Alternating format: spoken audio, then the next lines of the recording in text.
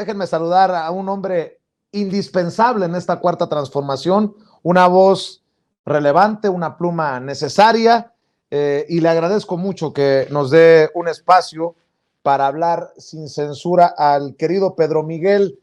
Me da mucho gusto que nos acompañes, Pedro. Te mando un abrazo. Buenas noches. Querido Vicente, qué gusto estar aquí contigo. Qué gusto escuchar a Horacio y a Jairo Calixto. Pues padrísimo, mano. Una muy buena Gracias. noche. Ellos dejaron las cosas más o menos buena onda, pero quiero que contigo dejemos las cosas, como digo, la víbora chillando, porque creo que nos puedes ayudar a desmenuzar este momento que puede resultar histórico. Estamos ante la posibilidad de que la cuarta transformación se lleve el 6 de 6 en los estados en donde gobierna el PRI, el PAN o el PAN-RD, en el caso de Quintana Roo. Y el PRI, yo no sé si lo veas desmoronarse, pero ya veo un sector del PRI rebelándose a Alito Moreno. Un Alito Moreno que, pues, que dice que va a buscar la presidencia de no sé qué asociación de partidos políticos, pero yo creo que también va a tener que buscar en algún momento un abogado por las exhibidas que le está dando Laida Sansores. Y así como él, el panismo en Aguascalientes que pide no votar por Tere Jiménez, un Aguascalientes en donde está haciendo una gran campaña Nora Rubalcaba. ¿Cómo ves, Pedro Miguel? No exagero, te lo he dicho personalmente y te lo digo públicamente. Tú eres una voz importante en esta cuarta transformación para entender los fenómenos que estamos viendo y viviendo. ¿Cómo ves esto que se va a definir el domingo? Pues veo que va a haber un avance sustancial en la disputa por el poder que ha mantenido desde hace muchos años el movimiento de la Cuarta Transformación, Vicente. La disputa por el poder no se resolvió en 2018, así como no se resolvió en 2012 ni en 2006, ¿no? Yo creo que se ha ido avanzando, avanzando en un asedio al poder y pues esto nos lleva, déjame nomás estoy compartiendo el link de tu Claro programa. que sí.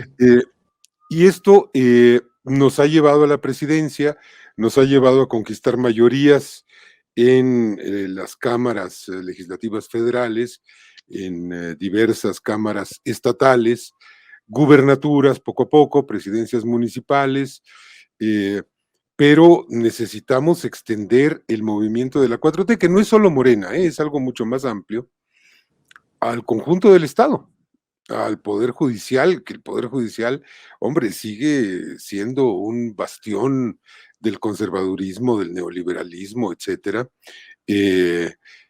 Avanzar en esos organismos autónomos que son impresentables, ¿no? Que se quedaron como trincheras de la tecnocracia neoliberal, y desde luego en gubernaturas, y ahora tenemos 6 de ellas en juego. Mira, cuando hay una elección en puerta, no hay nada seguro. Las elecciones son impredecibles por definición, no se puede dar por hecho el resultado. Fíjate lo que acaba de pasar en Colombia, que el candidato Fredo de la oligarquía uribista, que se sentía muy seguro en su segundo lugar frente a Gustavo Petro, de pronto es desplazado de un codazo por un cavernícola mucho peor que él, ¿no? Que es este señor Hernández, que es un admirador de Hitler, que es un tipo que golpea, que insulta, que violenta, etcétera. Y esto, pues, sorprendía que hubiese crecido tanto, pero poca gente pensó que fuese a pasar a la segunda vuelta con Petro. Bueno, dicho lo anterior, me parece que es grandemente probable que la cuarta transformación gane Quintana Roo, Oaxaca, Hidalgo, Tamaulipas, Aguascalientes y Durango. ¿Por qué me parece probable? Pues me parece probable por lo que dicen los sondeos, que cuando no son claras ventajas con 20 o 30 puntos por encima del competidor más cercano, que casi invariablemente es el PRIAN-RD o el PAN-RD o el PRI-RD o lo que sea, eh, sí apuntan tendencias. El caso de Aguascalientes es muy claro. Nora Rubalcaba empezó con una desventaja de 28 puntos y ya la semana pasada había llegado a un empate técnico con el aspirante, pues ya no sé si es panista, priista o qué es. Eh, en el caso de Durango, me parece que se ha logrado en ese estado avances en la organización popular insospechados hasta hace poco. Y pues mira, creo que el panorama deseable es que se ganen las 6 gubernaturas. Me parece además un panorama posible. Insisto, no hay panoramas ciertos antes de la elección, porque, porque necesitamos darle cohesión a las políticas de gobierno, necesitamos darle cohesión a este cambio de rumbo que el país ha requerido de manera mayoritaria y por el que se ha manifestado, pues yo digo que desde 2006, de manera mayoritaria, pero bueno, pues se robaron la presidencia. En 2012 volvió a manifestarse la sociedad mexicana a favor del cambio de rumbo, pero compraron la presidencia y en 2018 ya no pudieron ni robársela, ni comprarla, ni nada, ¿no? Así lo veo, también veo factores de peligro. Creo que el señor que la hace de gobernador en Tamaulipas, este señor Cabeza de Vaca, pues está en una disyuntiva muy canija, porque que es o forzar el triunfo de su protegido, de su candidato, este que se presenta a sí mismo como truco, o pues se va a ir a la cárcel, porque pues hay muchos indicios de su comportamiento delictivo de tiempo atrás, ¿no? Eh, entonces creo que van a hacer todo lo posible, me parece temible incluso, que vayan a tratar de impedir al precio que sea el triunfo del doctor Américo Villarreal en Tamaulipas. En Aguascalientes, pues hay un panorama similar, toda la cúpula panista tiene grandes negocios allí, en ese estado, pero creo que tienen muchas menos posibilidades de cruzarse de manera violenta, fraudulenta, ilegal, ante el muy posible triunfo de Nora Rubalcaba, una mujer a la que conozco desde hace muchos años y que admiro por su capacidad de construir una dirigencia desde abajo, en condiciones muy adversas, en una sociedad dominada por el conservadurismo.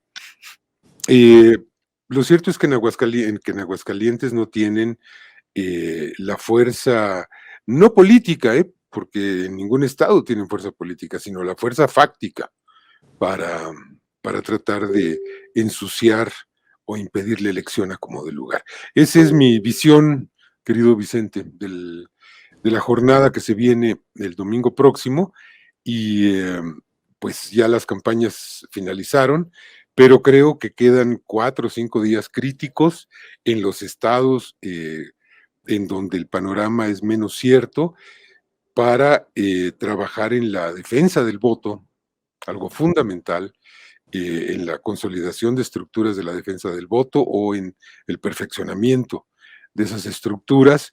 Y pues yo le pido a la población de Tamaulipas, a la población de Aguascalientes, a la población de Durango, que participen en esta tarea y que se sacudan de una vez por todas y para siempre al dinosaurio. Oye, Pedro, también en estos días han ocurrido cosas que me han llevado a hacer una crítica, ¿no? Una crítica, porque digo que no ha pasado la cuarta transformación por el Poder Judicial. El periódico La Jornada precisamente hablaba del carpetazo al caso de la Casa Blanca porque se desapareció y nadie sabe, nadie supo lo del archivo original de la Casa Blanca. Peña Nieto con una supuesta visa dorada en España y me han criticado. Yo pregunto, ¿se ha radicalizado la oposición de tal manera que también el movimiento de la Cuarta Transformación se ha radicalizado, porque me dicen, ahí está, confirmado, Vicente Serrano es un golpeador, ¿cómo se dice? Eh, pues con piel de oveja. Les digo, oigan, estoy haciendo una crítica al Poder Judicial. Y aquel que no vea que el Poder Judicial es un gran problema para la consolidación de la Cuarta Transformación es porque no quiere ver lo que está ocurriendo. Tú lo mencionabas algo ahorita en tu análisis y me gustaría que nos dieras más sobre esto, sobre tu visión de este Poder Judicial que cuando no detiene el tramo 5 del Tren Maya, pues básicamente no avanza en muchos casos que quisiéramos los mexicanos, sobre todo aquellos que votamos por el juicio a los expresidentes que avanzar. Mira, tenemos estancado el caso Lozoya. Hace 3 años que se abrió carpeta contra Romero de Champs, el presidente tuvo que mandar pedir información a la Fiscalía General de la República. Y bueno, me puedo ir con mi lista, Pedro Miguel. Bueno, tú hablas del Poder Judicial, Vicente, y yo creo que el Poder Judicial está intocado por la Cuarta Transformación en lo fundamental, con la excepción de su presidente, que es el ministro Arturo Saldívar, que creo que es un hombre interesado en una renovación ética y política del Poder Judicial. Eh, pero en tu planteamiento está implícita la Fiscalía General de la República, que no es parte del Poder Judicial. Entonces ahorita voy a eso. Empiezo por lo que sí es el Poder Judicial. Mira, yo creo que nada ilustra mejor que este rezago del judicial con respecto a las transformaciones que se han logrado en el resto del panorama institucional. Nada ilustra mejor que este rezago la contradicción fundamental en la que el movimiento de la 4T se ha visto envuelto, porque pues nosotros aceptamos y asumimos disputar el poder con las reglas de la oligarquía neoliberal, tecnocrática, corrupta, etcétera. Eso significaba pues, ir a elecciones y defender los triunfos electorales con las leyes en la mano.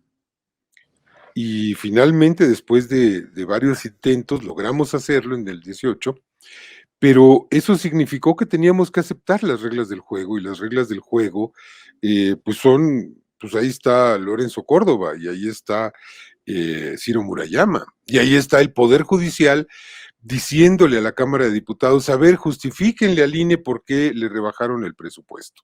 Y si no son capaces de justificarlo, entréguenle todo el presupuesto que el INE pidió. Cosas disparatadísimas, ¿no? Pero, mira, aparte de esas reglas es que los integrantes del Poder Judicial pues no se eligen, se nombran por una terna y tenemos a una buena parte de ellos heredados del régimen corrupto, oligárquico y neoliberal. Y me parece que eso explica en buena medida la alienación de ese poder con respecto al andar fundamental y central del país, ¿no? La Fiscalía General de la República es otra situación, es una situación en la que no te puedo dar una opinión porque no sé. La verdad es que no sé qué pensar. Eh, no sé si el fiscal Gertz Manero está actuando mal, si está actuando bien. Pienso que en algunas cosas está actuando muy bien, que en otras cosas está actuando mal, no sé. Eh, la verdad es que no tengo los elementos de juicio como para decir el fiscal hace muy mal con sus broncas familiares y estar ahí peleando esas cosas. Lo desconozco, la verdad es que desconozco los entretelones que hay detrás de estos conflictos, pero sí hay algo que me queda claro. Eh, y es que la impunidad se ha reducido drásticamente. Mira, Por ejemplo, en el caso de los asesinatos de periodistas, que pues a todos nos duelen particularmente porque son compañeros del gremio, Claro. eh, pues sí ha habido, pues 7, 8, 11, según cómo los cuenten, porque no está claro que todos esos homicidios, todos ellos reprobables, se hayan fundamentado en el designio de acallar a las víctimas. Quizá hubo otros conflictos allí, pero bueno, independientemente del número, el hecho es que ya en abril la, la titular de la Secretaría de Seguridad, eh, Rosa Isela Rodríguez, señalaba que había ya para entonces 21 sospechosos detenidos con respecto a esos homicidios que para entonces eran menos, eran creo que 6. Eso es un dato inédito el que se esté avanzando con esa celeridad en la detención de los sospechosos. Y creo que ahí pues la fiscalía tiene una participación, pues ni modo que detengan a estos individuos o a otros infractores posibles sin la participación de la fiscalía, ¿no? Y bueno, hay una buena cantidad de corruptos que están siendo procesados y algunos en el bote, ¿no? Por ejemplo, de la administración de Miguel Ángel Mancera en la Ciudad de México, que fue un basurero inmundo eh, lleno de corrupción, pues hay 3 altos funcionarios detenidos. De la Secretaría de Seguridad de García Luna, pues se detuvo a 2 de ellos. Digo, aparte de García Luna, que se lo detuvieron los gringos, pues ese es de ellos, de alguna manera, pues era su hombre, ¿no? Uh-huh. Eh, en el caso, por ejemplo, de las posibles agresiones que ha habido de guardias nacionales contra civiles, se ha actuado con celeridad deteniendo a los posibles responsables de esas agresiones. Yo veo un panorama radicalmente distinto en materia de combate a la impunidad. Y en el entendido de que la impunidad es uno de los factores, una de las circunstancias que permiten, que explican, que multiplican la inseguridad y la violencia delictiva, yo diría, bueno, se está avanzando. No como querríamos, pero mira, en el caso de los expresidentes, lo digo una y otra vez, o sea, pues se les acusa de corruptos, no de pendejos. Si de veras pensábamos que iban a dejar pruebas en los archivos de sus corruptelas, de veras esperábamos que Felipe Calderón, que Peña Nieto, que Fox no iban a destruir las pruebas, no iban a fabricar expedientes. Bueno, pues si perdieron el expediente de Peña Nieto. Eh, Podríamos pensar que no quemaron una cantidad de papeles entre el triunfo de julio del 18 y la toma de posesión de Andrés Manuel. Pues yo creo que vaciaron los archivos y que, hombre, deben haber acabado con muchas trituradoras de documentos, ¿no? En ese periodo. Pero además hicieron las leyes, pero además pusieron a los jueces, pero además pusieron a los ministerios públicos. Bueno, todo eso no se ha podido sanear. Eh, entonces, creo que hay que considerar todos estos elementos a la hora de hacer un juicio. Buen punto, buen punto. Y me gustó eso porque creo que lo encapsula todo. Queremos juicio, queremos justicia en el tema de los expresidentes, pero los estamos señalando de corruptos, no de pendejos. Tienes toda la razón, querido Pedro Miguel. Oye, Pedro, para cerrar, sé que andas siempre ocupado y corriendo y te agradezco mucho el tiempo. Dame tu opinión acerca de esto de la cumbre de las Américas. Desde la Casa Blanca dicen que Joe Biden quiere que esté personalmente el presidente Andrés Manuel López Obrador. Pues estamos a miércoles 1 de junio y el presidente sigue sin decir públicamente si va o no, y allá Joe Biden sigue sin decir públicamente si invita o no a Cuba, a Nicaragua y a Venezuela. ¿Qué tan relevante o no sería que esté el presidente allá?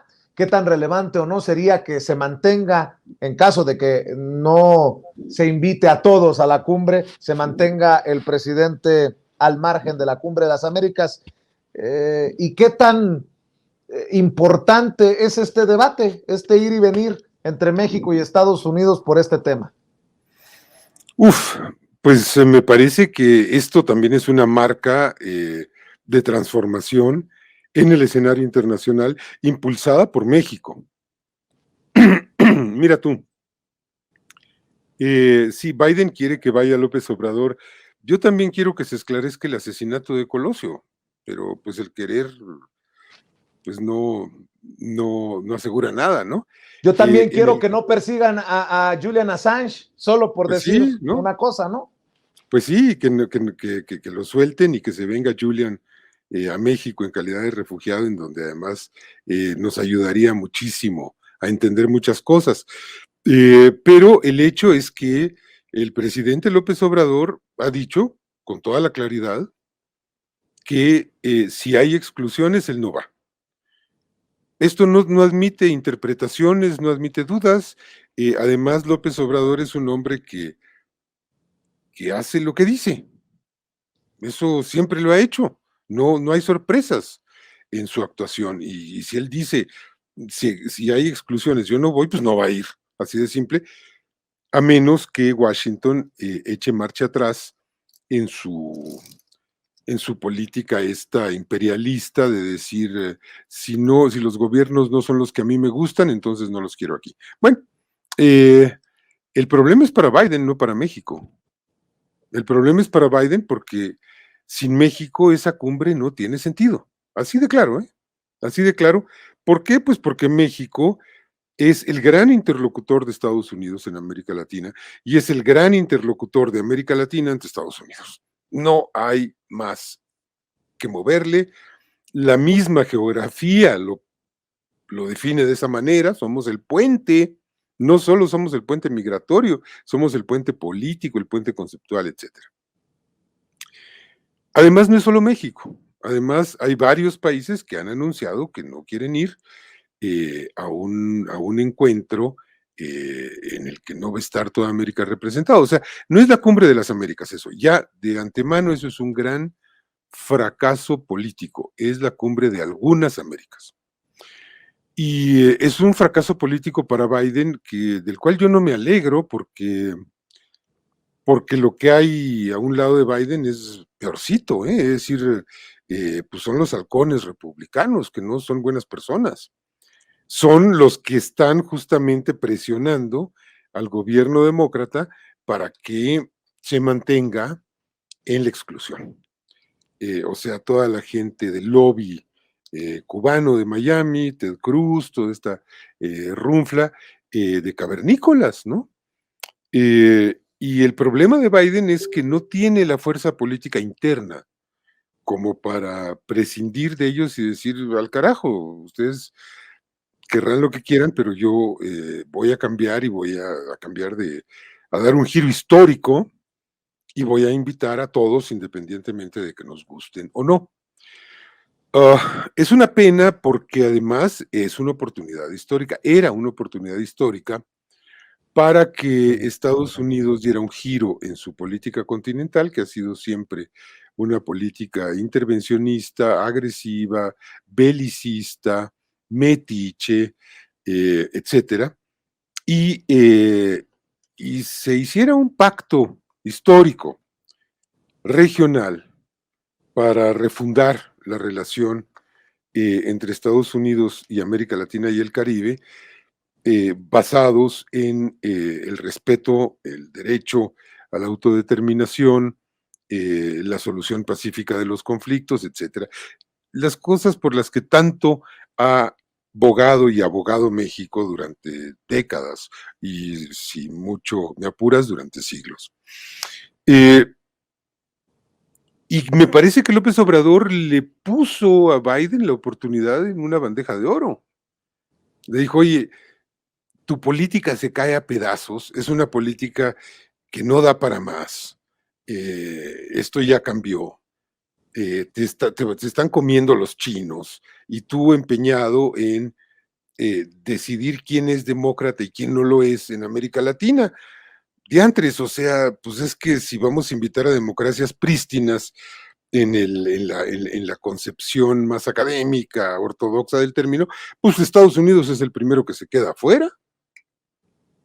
Entonces, pues Biden pues está con los dedos en la puerta. A mí me preocupa porque creo que la crisis política que está viviendo Estados Unidos no es buena y de veras me alarma. Me parece que Estados Unidos se está desmoronando. Estados Unidos está llegando a una circunstancia límite. El Partido Republicano desapareció bajo el trumpismo. O sea, por mucho que parezcan repudiables o que sean repudiables las posturas de gente como Reagan, de gente como los Bush, hombre, son muñecos de peluche comparados con el trumpismo más primitivo, ¿no? Entonces, sí me preocupa, y me preocupa además pues esta desintegración social en una sociedad hiperarmada, en una sociedad que tiene pues 1.3 armas de fuego por habitante, imagínate tú, ¿no? Claro. Y en donde pues, te venden cualquier cosa con una licencia de manejo y con que el señor de la tienda vea en la base de datos del FBI, no tiene antecedentes penales, pásele a lo barrido que quiere, ¿no? Pues sí, creo que Estados Unidos está en una crisis muy, muy grave y mucho más grave, desde luego, que la de Rusia, en un momento en el que México está superando la crisis histórica en que lo sumió el neoliberalismo. Y mira, hay indicadores contundentes. Ve los índices de popularidad de Biden frente a los índices de popularidad de Andrés Manuel. Ve las tasas de inflación. O sea, el hecho de que México tenga una tasa de inflación inferior a la de Estados Unidos es histórico. Esto no pasaba. El mono aquel inflable que fue secretario de Hacienda inventó la frase de que cuando allá les da un catarrito, aquí nos da pulmonía. Creo que ¿quién fue? Carstens, ¿no? Creo.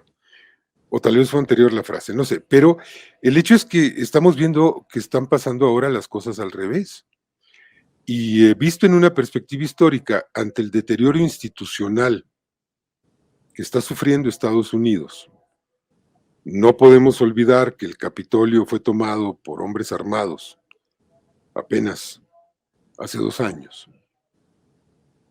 Pues yo sí puedo imaginarme un escenario de anglosajones, de anglosajonas, cruzando en masa el río Bravo hacia el sur. Pues mira que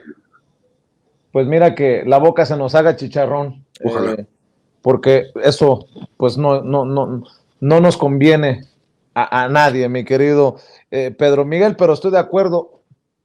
Tal vez por primera vez en muchos años México tiene el sartén por el mango, por el tema migratorio, por lo que está describiendo Pedro Miguel, y por eso tanto pataleo de la oposición para reconocer hasta en eso al presidente Andrés Manuel López Obrador. Querido Pedro Miguel, le voy a pedir a las miles de personas que están conectadas en estos momentos en nuestra transmisión que te sigan en @navegaciones en Twitter, y obviamente que te lean en el periódico La Jornada, porque hay mucho todavía que entender de este momento estelar, como le llama el presidente Andrés Manuel López Obrador, y te agradezco mucho que hayas estado con nosotros.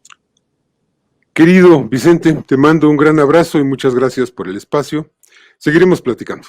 Claro que sí, es Pedro Miguel, voz importante, relevante de esta cuarta transformación, hablando con nosotros sin censura. Buenas noches, Pedro Miguel. Gracias por tu generosidad con la audiencia de Sin Censura. Y amigos, amigas, regresamos en breve, pero mientras seguimos hablando sin pelos en la lengua, sin censura, usted puede suscribirse a nuestros 3 principales canales en YouTube.